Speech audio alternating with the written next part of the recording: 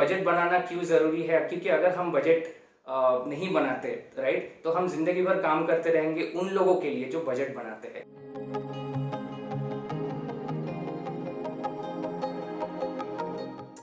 Hi guys, welcome back, this is Vishwaraj.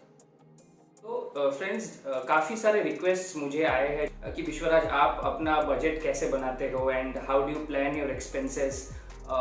तो देखिए, जब हर महीने हमारे पास एक कोई ना कोई फिक्स्ड इनकम आती है, चाहे वो in the form of salary हो या इन द फॉर्म अगर हम बिजनेस कर रहे हैं तो बिजनेस से भी हमारे पास इनकम आता है। तो उसका कुछ पोर्शन जो है वो एक फिक्स्ड इनकम होता है एंड किसी किसी के पास वेरिएबल भी होता है। अगर किसी के पास बिजनेस है तो सेल्स भी कभी कभी ऊपर नीचे होता रहता है।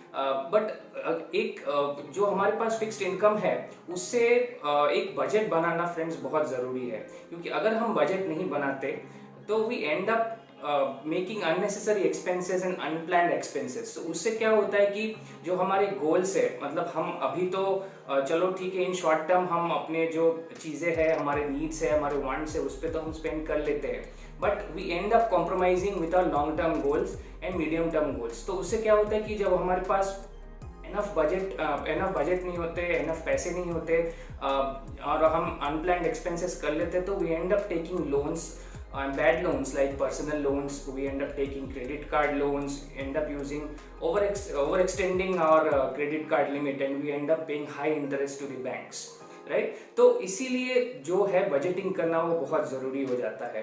तो उस पर दो तरीके के बजटिंग जो है मैं करता हूँ बेसिकली। एक तो मैं शॉर्ट टर्म के लिए भी बजटिंग करता हूँ, मंथली एक्सपेंसेस, एंड जो लॉन्ग टर्म है उसके लिए भी मैं बजटिंग करता हूँ। तो आज के इस वीडियो में मैं आपके साथ ये शेयर करने वाला हूँ कि मेरा क्या अप्रोच रहता है जब भी मैं बजट बनाता हूँ खुद के लिए एंड मेरी फैमिली के लिए। तो उसमें मैं क्या अप्रोच फॉलो करता हूँ, how do I plan my monthly expenses, how do I plan my yearly expenses. तो ये सब जो है मैं आपके साथ शेयर करने वाला हूँ। तो चलिए वीडियो को शुरू करते हैं। काफ़ी सारे लोगों को पता होगा कि I am working professional and मेरी वाइफ भी जॉब करती है। इस वीडियो में मैं अगर कोई भी एक्सपेंस की बात कर रहा हूँ या फिर कोई भी सेविंग इन्वेस्टमेंट की बात कर रहा हूँ, तो प्लीज़ कीप इन माइंड कि मैं दोनों का मिला के बात कर रहा हूँ। तो me and my wife is a single entity है, राइट। तो बेसिकली अगर मैं यहाँ पे जगह पे मैंने नोट किया हुआ है बेसिकली, तो अगर मैं इनकम की बात करूँ, राइट, तो इनकम जब आता है हमारे पास, तो बेसिकली हम क्या करते हैं, उस पर दो चीज़ें हम निकालते हैं, दो चीज़ों में बांटते हैं बेसिकली उसको। तो पहला है फिक्स्ड एक्सपेंसेस। तो फिक्स्ड एक्सपेंसेस में क्या आएंगी, जैसे जो बेसिकली नीड्स है आपकी, जो ज़रूरतें है, अगर सिंपल शब्दों में कहा जाए तो रोटी कपड़ा मकान, एंड उसके बाद जो आजकल जो सबसे ज़्यादा इंपॉर्टेंट है वो है इंटरनेट एंड एक्सेट्रा एक्सेट्रा। तो आपको समझ में आ ही गया होगा, राइट। एंड जो दूसरा पार्ट में जो मैं इसको डिवाइड किया है वो है सेविंग्स, या फिर उसको इन्वेस्टमेंट भी कहा जा सकता है, राइट। तो अगर सेविंग्स एंड इन्वेस्टमेंट की बात करें तो उसको भी मैंने दो कैटेगरी में डिवाइड किया है। एक तो है जो सेविंग्स आप करते हो बेसिकली शॉर्ट टर्म के लिए एंड मीडियम टर्म के लिए। अभी शॉर्ट टर्म में क्या क्या आ सकता है, एक बहुत ही जो सबसे इंपॉर्टेंट है वो है इमरजेंसी फंड।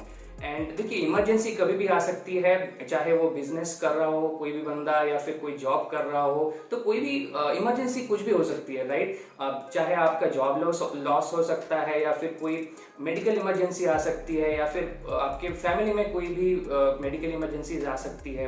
तो उसके लिए हमारे पास एनफ इमरजेंसी फंड्स होना ज़रूरी है। तो इमरजेंसी फंड आपके पास कितना ज़रूरी है, what I prefer is 6 to 12 months of your जो नीड्स है, बेसिकली जो फिक्स्ड एक्सपेंसेस है, वो जो है आपके पास 6 months का होना चाहिए, राइट। तो वो इमरजेंसी फंड्स जो है आप कहाँ रख सकते हो, आप बैंक में रख सकते हो, and you can keep in fix deposits, bank fix deposit, और you can also keep in liquid और डेट फंड्स, राइट। एंड बाकी के शॉर्ट टर्म एक्सपेंसेस क्या हो सकता है, जैसे आपको कहीं पे ट्रैवल करना हो, या फिर आप मंथ ईयरली कभी भी ट्रैवल करते हो, कोई भी पार्ट में जा सकते हो, तो उसका भी एक आप बजट बना सकते हो। या फिर ऐसा भी हो सकता है कि आपको कोई गैजेट लेना हो, सपोज से आपको कोई मोबाइल लेना हो, या फिर कोई आपको कार लेनी हो, या फिर कोई आपको लैपटॉप लेना हो, कैमरा लेना हो, तो वो भी आप बजट में प्लान कर सकते हो। दूसरा आता है जो है वो आता है लॉन्ग टर्म। लॉन्ग टर्म में क्या क्या आ सकता है फ्रेंड्स, लॉन्ग टर्म में बेसिकली अगर मैं आपको एग्जांपल देने जाऊँ तो आता है रिटायरमेंट, या फिर हो गया आप आपके अगर फैमिली में बच्चे हैं तो उनका जो फ्यूचर है, उनका एजुकेशन है, उनकी मैरिज का भी आप प्लान कर सकते हो, या फिर it can vary from person to person, right. तो long term and short term goal जो है आपको आइडेंटिफाई करना है, राइट। तो ये हो गया नीड्स एंड इन्वेस्टमेंट्स, राइट। तो बाकी का बचा क्या? आप ये बोलोगे कि विश्वराज आप सब कुछ नीड्स एंड एक्सपेंस इन्वेस्टमेंट ही कर देते हो, बाकी का कुछ करते नहीं। नहीं, ऐसा नहीं है, आपको सब कुछ करना है, राइट। तो बाकी का जो बचता है बेसिकली इनकम माइनस ब्रैकेट में नीड्स प्लस जो इन्वेस्टमेंट्स है, जो भी बचता है उसको हम एज ए डिस्क्रिशनरी रखते हैं, डिस्क्रिशनरी पार्ट रखते हैं। तो डिस्क्रिशनरी पार्ट में क्या क्या चीजें हो सकती है? कुछ भी हो सकता है बेसिकली अगर आपको मूवी देखना पसंद है, या फिर आपको पार्टी करना पसंद है, आपको शॉपिंग करना पसंद है, राइट, आपको कपड़े खरीदना पसंद है, या फिर आपको कोई भी आपकी हॉबी हो जो आपको करना पसंद है, तो आप उसको एज ए डिस्क्रिशनरी एक्सपेंसेस रख सकते हो। तो बेसिकली अगर देखा जाए इसको, काफ़ी लोग ऐसे भी बोलते हैं कि 50-30-20 रूल। जब भी आपका इनकम आएगा तो 50% should go to your needs, basically fixed income, fixed expenses, and 30% should go for investments, and 20% should go for जो है आपका डिस्क्रिशनरी इनकम, या फिर वो उसको आप इंटरचेंज भी कर सकते हो 30 एंड 20 को, राइट। तो फिर मैं आपको जो एज मैंने प्रॉमिस किया था, जो मेरा और मेरी वाइफ का जो इनकम है वो हम कैसे मैनेज करते हैं, वो हम कैसे डिसाइड करते हैं, वो मैं आपके साथ शेयर करता हूँ, राइट। तो यहाँ पे जैसे मैंने नोट किया हुआ है, तो मेरी और मेरे वाइफ का जो कलेक्टिव अर्निंग है मंथली, वो आता है अराउंड 1,85,000। तो उस पे अपार्ट फ्रॉम आवर सैलरी हमारे कुछ और सोर्सेज ऑफ इनकम भी है, जैसे रेंट हो गया एंड काफ़ी सारे अदर सोर्सेज ऑफ इनकम भी है। तो दोनों सब कुछ मिला के हमारे पास कलेक्टिव आफ्टर टैक्स डिडक्शन जो आता है वो आता है 1,85,000, राइट। तो उस पे जो फिक्स्ड एक्सपेंसेस है, फिक्स्ड एक्सपेंसेस में क्या क्या है, हमने अभी घर शिफ्टिंग किया है। पहले हम थोड़े से छोटे घर में थे, तो अभी हमने थोड़ा सा बड़ा घर में शिफ्ट किया। तो हमारे जो रेंट है, तो बेसिकली रेंट में अगर देखेंगे तो 17,000 जो हमारा जाता है रेंट पे।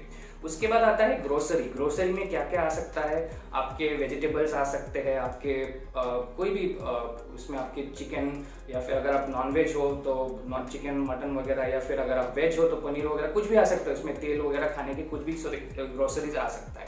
उसके बाद आता है इंटरनेट। तो देखिए इंटरनेट बहुत ज़रूरी है, मेरे काफ़ी सारे जो काम है वो इंटरनेट पे है, एंड आजकल वर्क फ्रॉम होम भी है। तो इंटरनेट पे हमने काफ़ी अच्छा हाई स्पीड वाला इंटरनेट लगा के रखा है, तो वो 1,000 रुपीज़ हम पे करते हैं। उसके बाद मिल्क भी हम रखते हैं, तो मिल्क में हम उसमें अराउंड 2,000 रुपीज़ का खर्चा होता है। उसके बाद आता है इलेक्ट्रिसिटी, तो इलेक्ट्रिसिटी में आता है 1,000 रुपीज़। उसके बाद आता है गैस का आता है अराउंड 500 रुपीज़। एंड जो पेट्रोल है, बेसिकली हमारे पास कार है तो हम ओला उबर यूज़ नहीं करते, अगर आप ओला उबर यूज़ करते हो तो उसको भी आप इसमें जोड़ सकते हो, तो राइट। तो पेट्रोल में भी हमारा जो खर्चा होता है वो अराउंड मंथली 4,000 रुपीज़ खर्चा होता है, राइट। तो सबको अगर ऐड करते हैं तो इसमें आता है 57,500 रुपीज़, राइट। तो अगर आप देखते हो ये 57,500 rupees out of our 1,85,000 per month, जो ये परसेंटेज आता है फ्रेंड्स, वो आता है अराउंड 31%, राइट।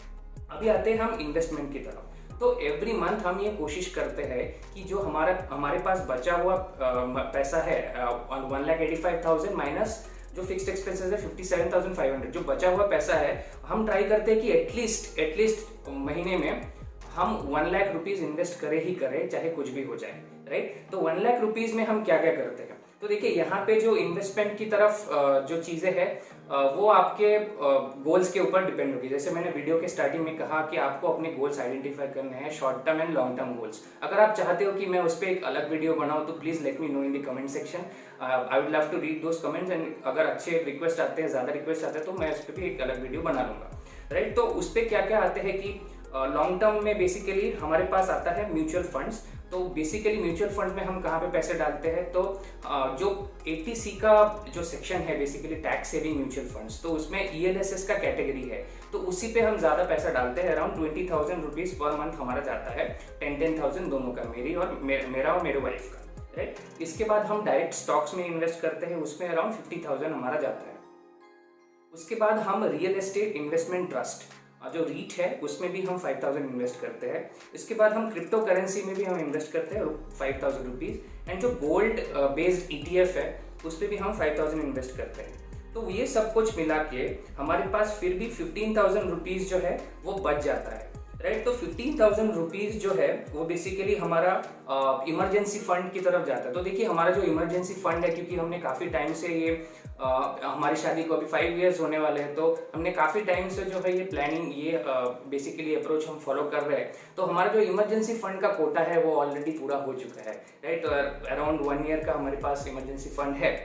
तो बेसिकली हम उस पर और पैसा नहीं डाल रहे हैं अभी इमरजेंसी फंड में। तो हम क्या कोशिश कर रहे हैं, जो ये 15,000 रुपीज़ जाए उसको हम एज ए ट्रैवल फंड, या फिर हमारे एक छोटी सी बेबी है 3 साल की, तो उसको भी अगर हमने स्कूल में डालना है, या फिर कोई भी उसका कुछ उसको कुछ अलग उसके लिए कुछ और काम में आ सकता है। तो बेसिकली एक अलग सा एक हमने फंड बनाया है।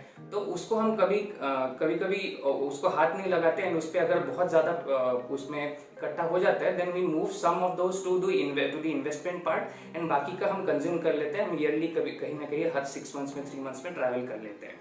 तो ये हो गया फ्रेंड्स इन्वेस्टमेंट का पार्ट। अभी जो बाकी का बचा है इन्वेस्टमेंट में, अगर हम देखेंगे ओवरऑल 1,85,000 का 54,000 जो है 1 lakh rupees, 54% of the 1,85,000 which is around 1 lakh rupees goes into our investment part, right? अभी बाकी का बचा है लेजर या फिर अपना जो वांट्स होता है बेसिकली, राइट। तो उस पर क्या क्या आ जाता है, जैसे मैंने कहा था वीडियो के स्टार्टिंग में, हम कभी कभी बाहर चले जाते हैं खाने पे।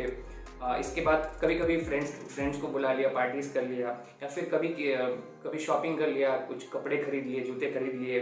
इसके बाद कभी कभी हम शॉर्ट कहीं पे चले गए, जैसे वीकेंड गेट अवे हो गया, या फिर 1-2 दिन के लिए कहीं पे हम चले गए।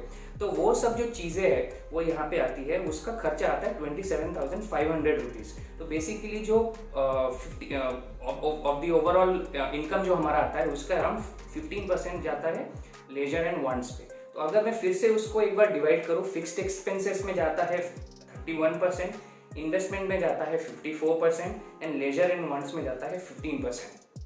तो ये बेसिकली जो अगर आप 50, 30 एंड 20 का बोलते हो, 50% की जगह पे मेरे पास जो फिक्स्ड एक्सपेंसेस है वो जाता है सिर्फ 31%। अगर 30% इन्वेस्टमेंट की जगह पे मेरा इन्वेस्टमेंट होता है अराउंड 54%, एंड जो लेजर एंड वांट्स में वो 20% की जगह पे हमारा सिर्फ जाता है 15%। तो ये जो है हम कोशिश करते हैं कि हमेशा फॉलो करें। लास्ट 4.5 ईयर्स से हम यही फॉलो कर रहे हैं। अपार्ट फ्रॉम दैट हम क्या क्या चीज़ें अवॉइड करते हैं, राइट। हमारे पास अभी कोई खुद का घर नहीं है, हमारे पास कोई होम लोन नहीं है, हमारे पास कोई कार लोन नहीं है, एंड वी ऑलवेज ट्राई कि हमारे पास कोई किसी तरह का लोन नहीं हो। Basically you should always try to be debt free.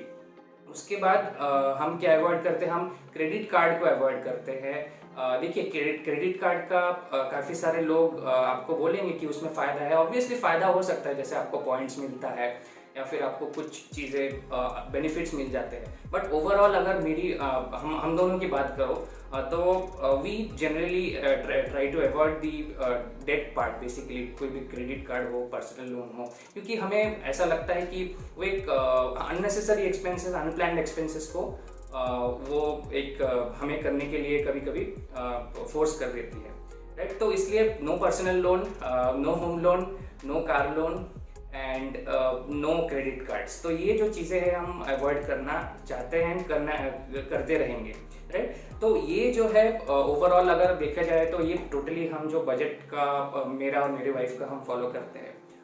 अगर आप चाहो तो अगर आपको कुछ डाउट हो तो please feel free to reach out to me. अगर आपको कोई हेल्प चाहिए कि आपको बजटिंग कैसे बनानी है। इसके बाद एक और चीज़ जो है, ये जो बजट है ये बनाने के बाद आपको ये जो बजट ट्रैक भी करना आना चाहिए। तो आपको ट्रैक कैसे करोगे?